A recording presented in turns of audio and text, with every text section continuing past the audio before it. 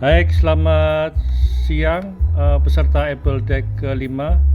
Jadi saya ucapkan selamat datang di pertemuan yang Zoom yang kedua. Kalau tadi Zoom yang pertama udah selesai, ini saya lanjutkan dengan laptop. Kalau tadi dengan handphone, ini saya menggunakan medianya laptop supaya kalau dengan handphone lagi saya harus nunggu 10 menit lagi. Tapi rupa-rupanya dengan handphone saya bisa langsung melaksanakan pembelajaran tanpa harus menunggu. Baik, tadi sudah sampai di mana? Sudah sampai di besaran turunan ya. Besaran turun yaitu besaran yang menggunakan lebih daripada dua besaran pokok. Jadi misalkan tadi panjang kali lebar itu mendapatkan meter persegi. Nah, kemudian panjang lebar kali tinggi mendapatkan ton ya. Panjang lebar kali tinggi mendapatkan ton. Kemudian percepatan itu meter per detik kuadrat. Kecepatan meter per detik. Jadi kalau sekiranya peserta able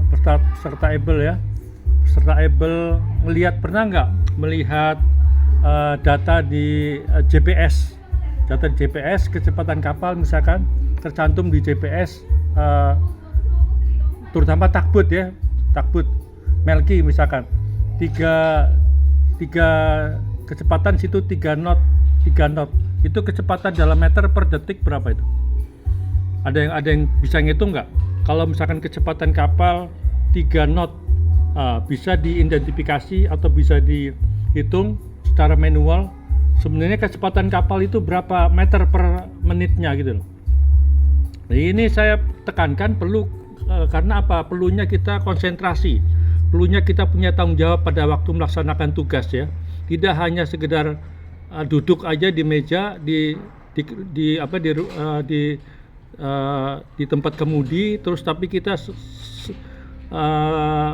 waktu kita melaksanakan tugas tidak bertanggung jawab. Misalkan tidak bertanggung jawabnya karena apa?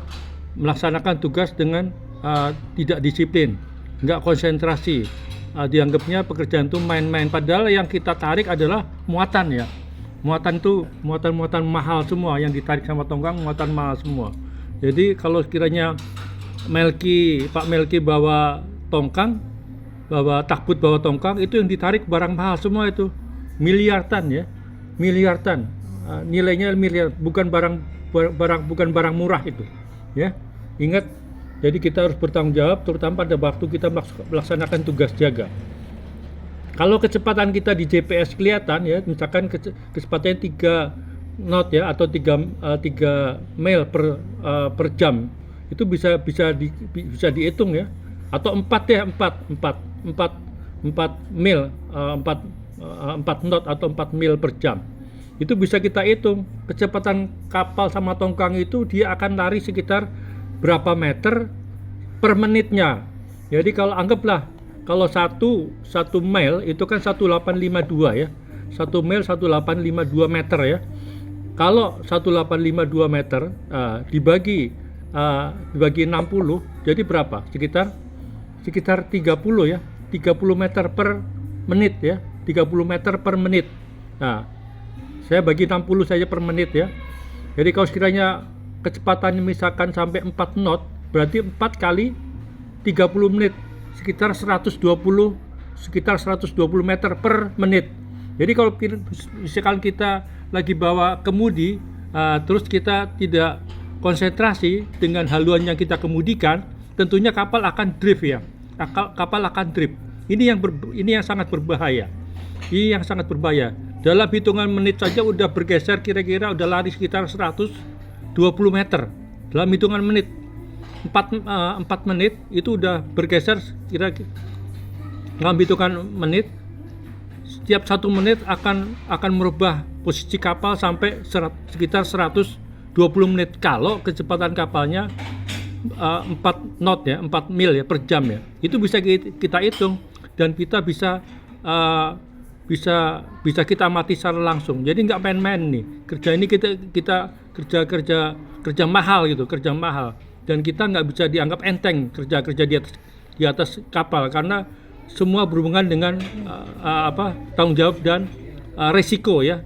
penuh risiko ya, karena yang dibawa adalah muatan orang lain. Kemudian kapal juga dicarter sama orang lain. Ingat, jadi pada waktu tugas jaga jangan main-main, ya, jangan main-main sedikit pun. Ya, ingat tanggung jawab di atas kapal harus diterapkan sebenar-benarnya ya. Ini yang harus saya tekankan kepada peserta ABLE, agar pada waktu melaksanakan tugas jaga kita bisa melaksanakan tugas dengan sebaik-baiknya. Ya, itu baru masalah apa? Kecepatan kapal dalam hitungan misalkan 4 di GPS baca 4 knot ya, 4 knot berarti tiap 1 menit kapal itu akan bergerak sekitar 120 meter. Bukan barang yang ini, bukan hal yang sepele itu ya. Kalau kapal udah bergerak sekitar 100 meter, tentunya kalau setidaknya kita mestinya di haluannya dikemudikan, misalkan haluannya misalkan 90 ya, terus kemudian ada arus ke arah selatan, itu akan drift ke arah ke selatan kapal ya, kalau nggak kita kemudikan sebenar-benarnya. Makanya pada waktu menggunakan manual ya, itu harus hati-hati sekali ya, harus hati-hati sekali. Haluannya dikemudikan berapa, kemudian terus kemudian kena arus berapa, harus kita perhatikan. Harus selalu mengadakan komunikasi dengan perwira jaga di situ ya. Jadi jangan mau kita.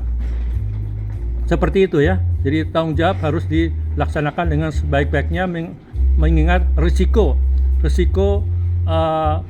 barang yang kita bawa adalah barang orang lain, kemudian muatan punya orang lain, kemudian kapal juga dicarter sama pihak ketiga yang menggunakan kapal kita. Jadi kapal kita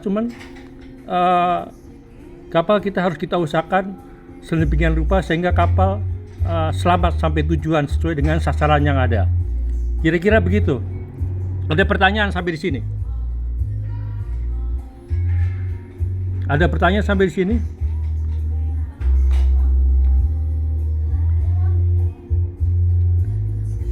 Kemudian ada masalah kayak misalkan gaya itu adalah masa kali percepatan ya.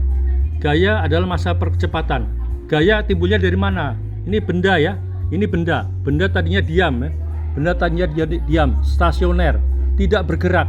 Kenapa benda bergerak? Karena apa? Pengaruh dorongan dan tarikan. Pergerakan benda karena pengaruh dorongan dan tarikan ya. Ini ada yang masuk lagi. Samsung. Jadi sekarang ada 6 orang. Jadi pengaruh benda tadinya diam itu bisa bergerak karena dorongan maupun tarikan. Saya kan tadi ini kapal sandar di kapal ya. Kapal mau sandar.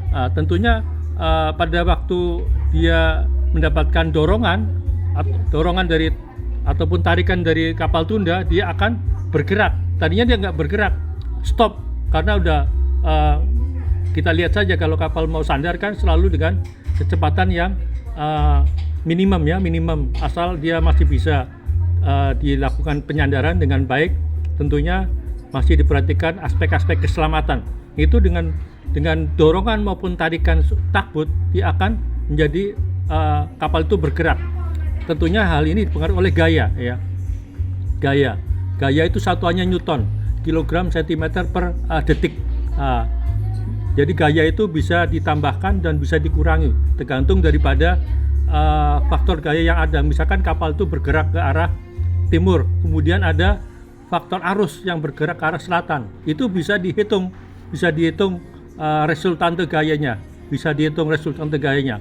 Makanya dengan perhitungan-perhitungan seperti itu akan menambah pengetahuan kita, akan menambah kemampuan kita, akan menambah keterampilan kita untuk menerapkan bagaimana aspek-aspek penyelamatan, aspek-aspek bagaimana menjalankan kapal dengan sebaik-baiknya. Jadi kalau pas lagi tugas di atas kapal bisa ditanyakan ya, semua saja, jangan sampai kita malu-malu atau segan-segan nanya di atas kapal.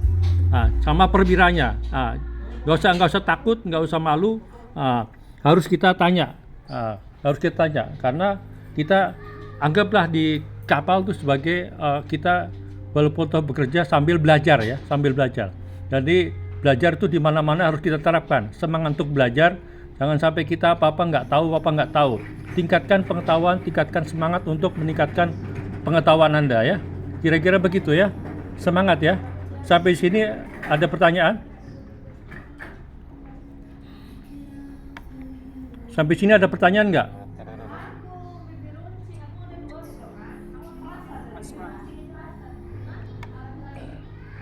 Kalau nggak ada pertanyaan, saya lanjut ya. Saya lanjut. Saya lanjut dengan ini nanti ada tugas yang perlu dikerjakan. Tugasnya itu saya kira juga nggak sulit ya, tinggal dikerjakan karena hal-hal ini sudah biasa dilakukan di atas kapal ya terutama, dan ini pelajaran yang dilakukan selama pada waktu kita SMP maupun SLTA. Hanya penerapannya kita lebih banyak penerapan di atas kapal supaya berhubungan dengan masalah keselamatan kapal. Kemudian masalah lebih banyak ke arah keselamatan kapal, SOP-nya, standar operasi perusahaannya lebih banyak diarahkan untuk keselamatan kapal, terutama berhubungan dengan masalah pengukuran, besaran dan satuan. Ya, ini